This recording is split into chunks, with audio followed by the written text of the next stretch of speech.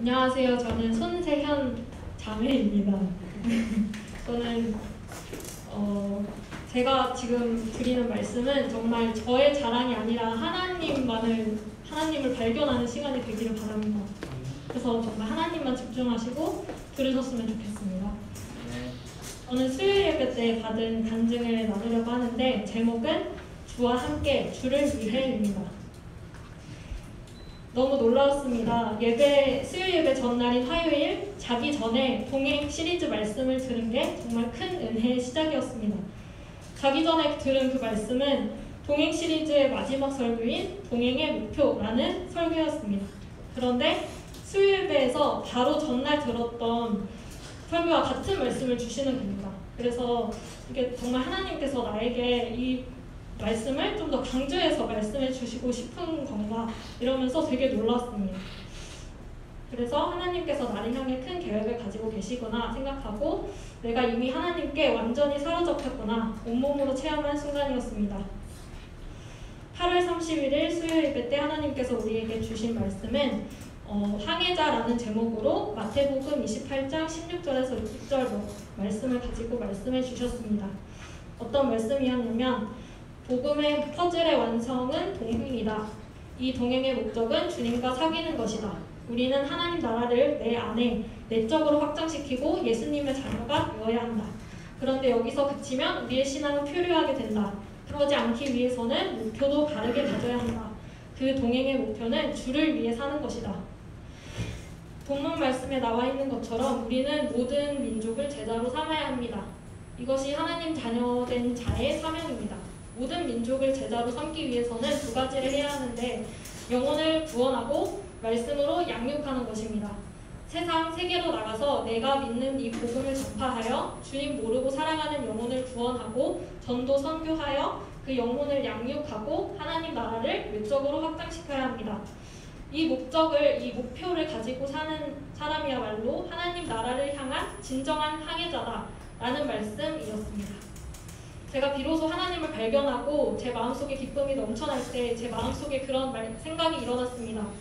직장을 가지고 사회에 나가도 무조건 이 교회에 붙어 있어야겠다라는 생각이 들었습니다. 그런데 이 수요 말씀에서 한 가지를 더 깨달아 알게 하셨습니다. 나의 기쁨이 우리들만의 리그가 되어서는 안 된다는 것입니다.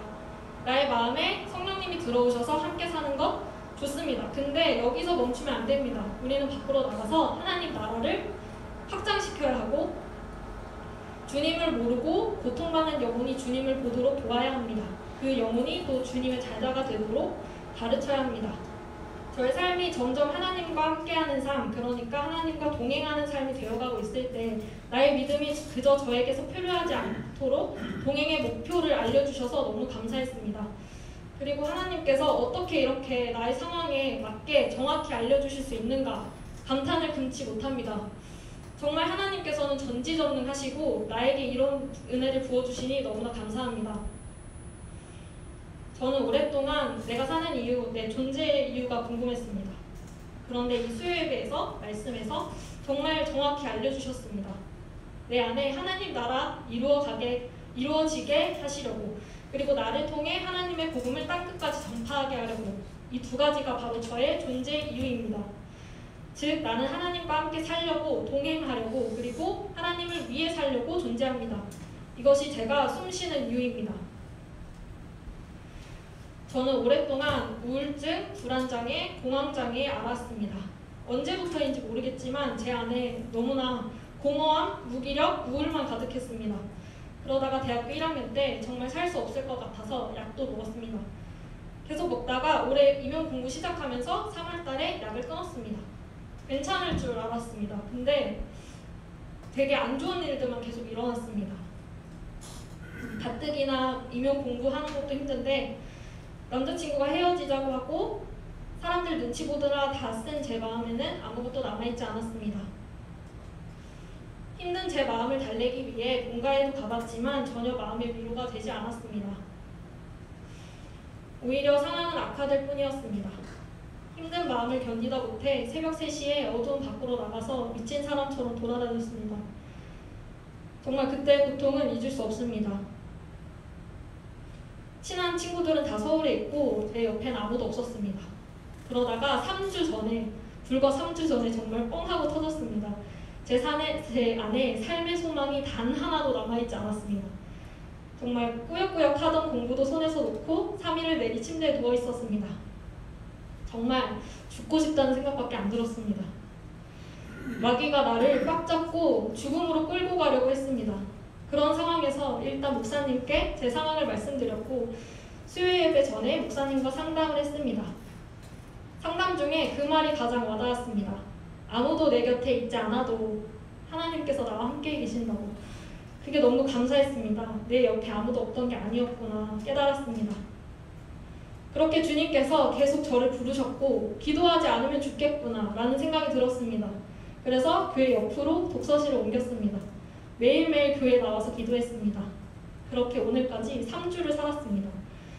매일 주님께 솔직한 마음으로 나아가니 첫째 주에는 주님만이 나의 구원자이십니다 라고 고백하게 되었고, 둘째 주에는 정말 내가 주님 앞에 처절한 죄인이라는 것이 깨달아졌습니다. 하나님을 무시하고 내 안에 주님이 계시는 걸 하찮게 여겼습니다. 그리고 제가 가룟 유다처럼 하나님께 불순종했다는 것을 깨달았습니다. 기도를 하면 할수록 하나님, 성령님이 보였고 저와 함께 살아계시다는 게 인지되었습니다. 이렇게 하나님에 대한 믿음을 키워주셨습니다. 지금의 저는 너무 행복합니다. 하나님을 발견했기 때문입니다. 하나님께 모든 시선을 돌린 순간 제 안에 공허함, 우울, 무기력, 불안함 다 사라졌습니다. 오직 주님 안에서 평안만 가득했습니다.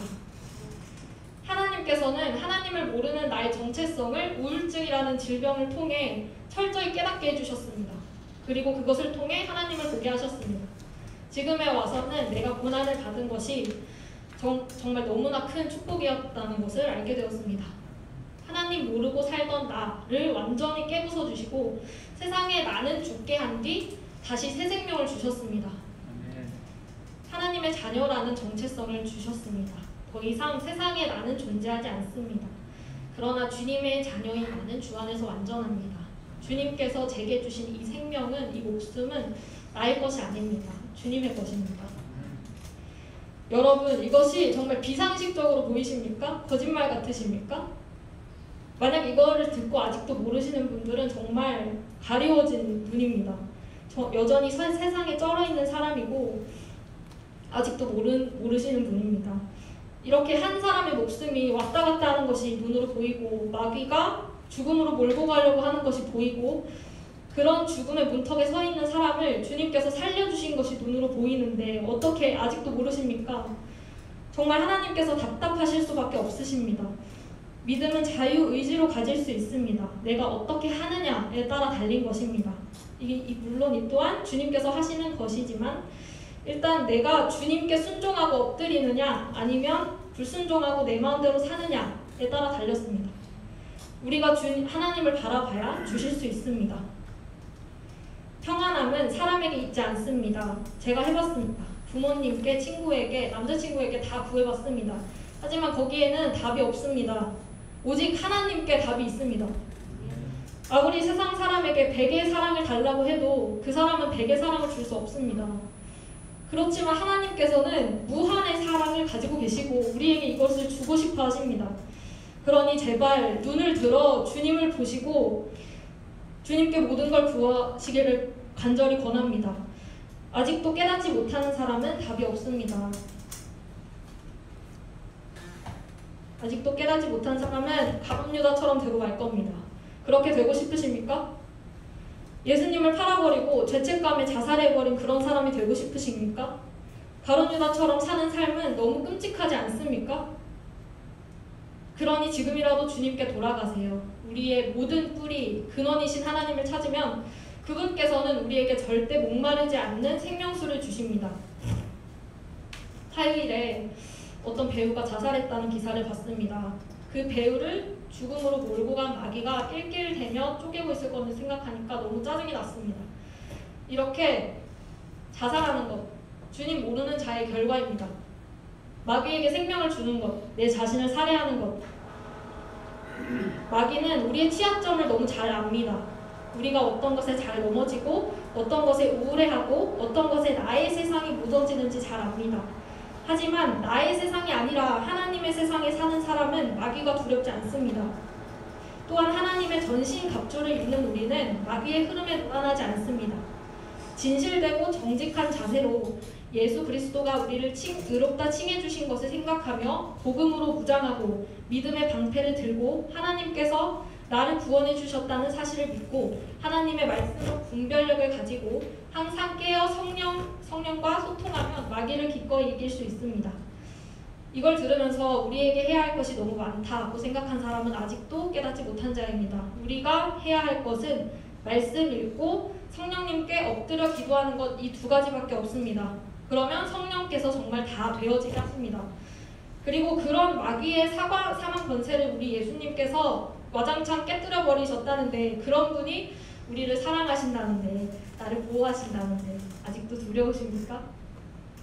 예수님이 부활하셨다는 것은 그리스도인이 아닌 세상 사람들도 잘 압니다. 그런데 그리스도인이라는 사람들 가운데 아직도 믿지 않는 분이 너무 많이 있습니다. 주님께서는 우리를 살리고 싶어 하십니다. 너무나 큰 사랑을 부어주시기를 원하십니다. 제발 지금이라도 깨닫기를 바랍니다. 저도 잘 압니다. 마귀에게 빠지면 하나님이 진짜 안 보인다는 것을. 그게 마귀의 계략입니다. 하나님의 말씀을 왜곡시키고 생각의 틈을 타고 들어와 온갖 부정적인 것들을 심습니다. 하지만 그래도 꾸역꾸역이라도 교회에 나와서 더욱더 하나님 바라봐야 합니다. 하나님께서 우리에게 주신 것은 두려운 마음이 아니고 정말 능력과 사랑과 절제하는 마음입니다. 그런 주님을 구하고 찾는 자만이 이 모든 하나님의 자녀되는 권세를 누릴 수 있습니다. 모든 영광이 주님께 있고 나는 그저 믿고 따르면 됩니다. 이런 은혜를 입을 수 있음에, 주님 안에서 살아있음에, 영의 눈을 뜨게 해주신 것에 너무 감사합니다. 오직 주를 위해 남아있는 생명 다 내어드리는 하나님의 자녀 되기를, 그 이름을 위해 핍박당해도 기뻐하는 제자가 되기를 간절히 소망합니다. 지금 여러분 가운데 아직도 하나님을 발견하지 못한 분이 계시다면 우선 먼저 성령님께 엎드리시기를 간절히 권합니다. 매일 교회에 나와서 기도하세요. 그리고 말씀을 가까이 하세요. 말씀으로 우리에게 힘을 주시고 우리가 어떻게 살아야 할지 알려주십니다. 하나님이신 말씀이 우리를 살립니다. 우리 새나무 교회 너무나 큰 축복을 입었습니다. 이 축복은 돈 주고도 못 삽니다. 정말 이 흐름에 같이 동참하는 자만이, 정말 침노하는 자만이 천국을 얻을 것입니다. 주님 안에서 평안할 것입니다. 우리 새나무 교회 모든 성도들이 하나님 발견하고 그 속에서 참된 평안 누릴 수 있도록, 그리고 더 나아가서 하나님 나라 함께 확장하는 사명을 함께 실천하는 공동체가 되기를 간절히 소망하고 기도합니다. 네, 하나님께 영광을 받고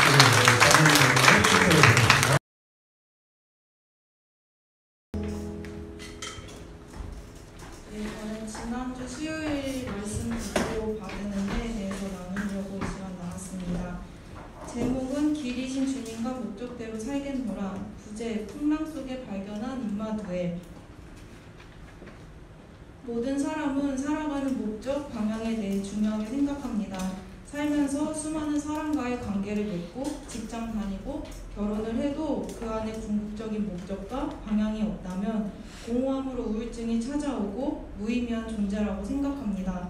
그래서 끊임없이 가치 없는 목표를 만들어 그 목표만을 보고 발버둥 치며 살아갑니다. 하지만 예수님은 우리에게 세상 사람들과 다르게 그리스도인으로 이 땅을 살아가는 목적과 목표를 오늘 말씀을 통해 전해주셨습니다. 그리고 특별히 본문 20절 볼지어다 세상 끝날까지 너희와 항상 함께 있으리라. 예수님은 마지막으로 우리에게 제자의 사명과 함께 임마누엘의 약속을 하셨습니다.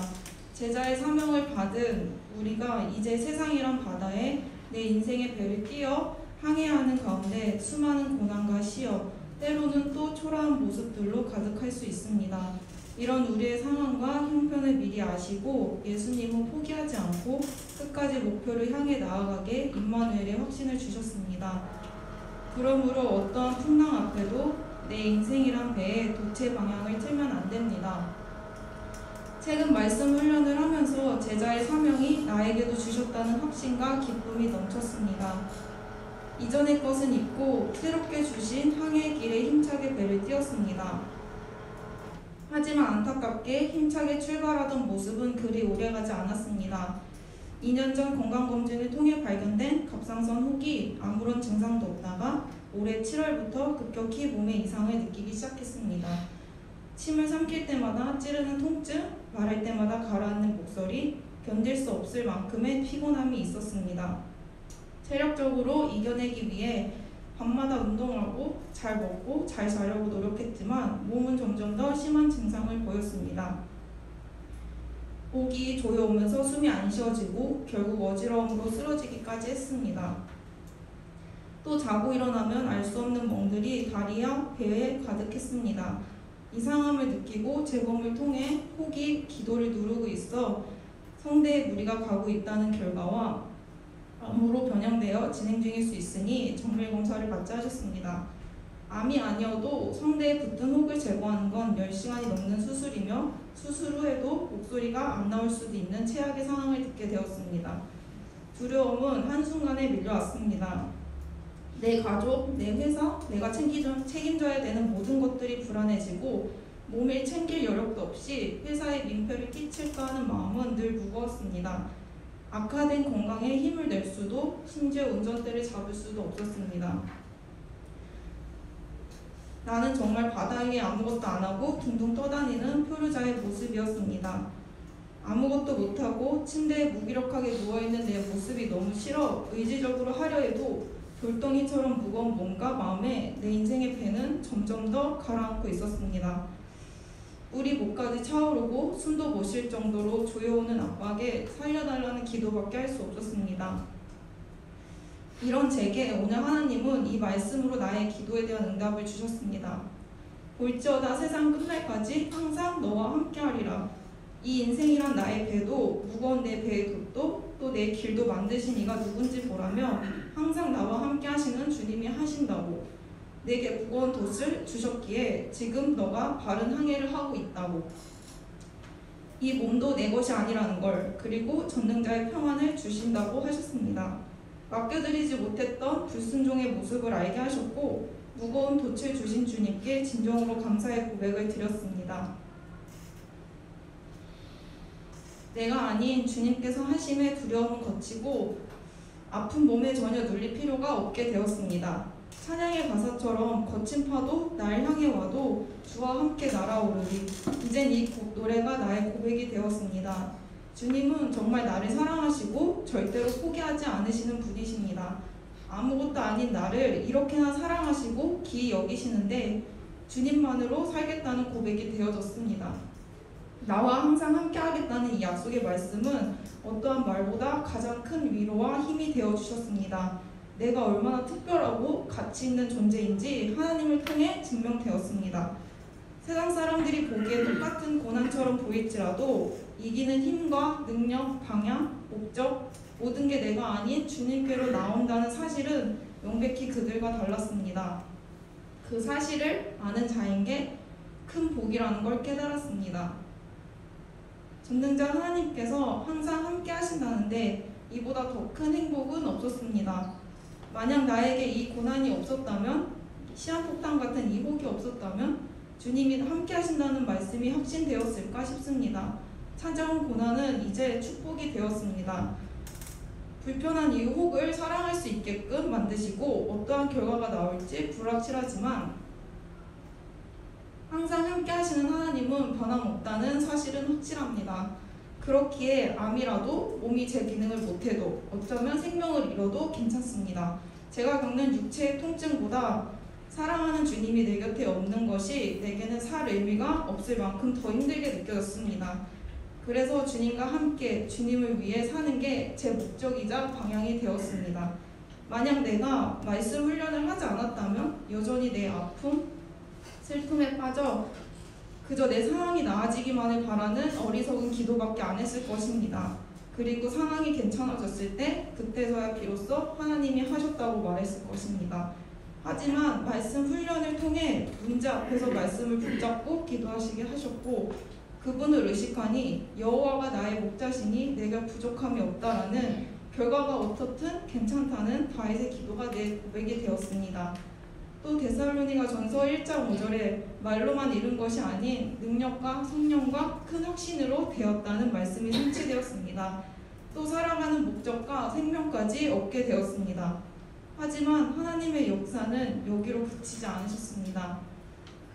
올해 초 회사에서 열흘의 휴가를 더 주셔서 들뜬 마음에 친구와 10월에 해외여행을 계획했었습니다. 항공권 예매 후 2달 뒤 말씀 훈련이 시작되었고 말씀 훈련에 동참하면서 변화되는 모습을 보니 주일 현장 예배에 빠지고 싶지 않았습니다.